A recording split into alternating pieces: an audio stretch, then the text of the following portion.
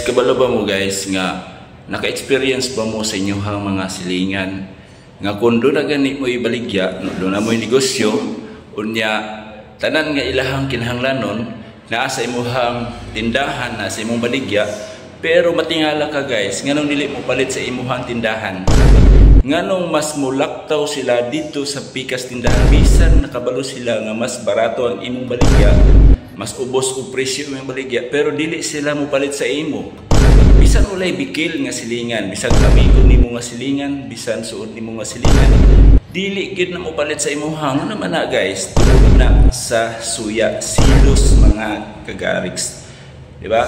Bisag ikaw pa ang pinakabarato nga supplier sa tanan nga mga kinahanglanon nila sa ilahang gustong paliton, pero laktawan kanila di kanila palitan kay nasuya sila.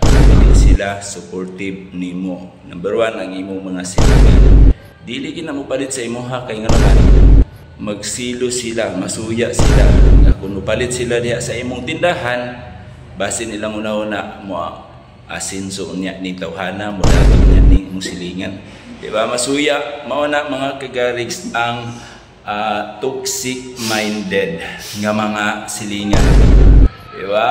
Experience mo, pero kung dunay panginahanglanon magka-emergency, wala laing duulan, ikaw. Pero di na mo palit sa imong tindahan.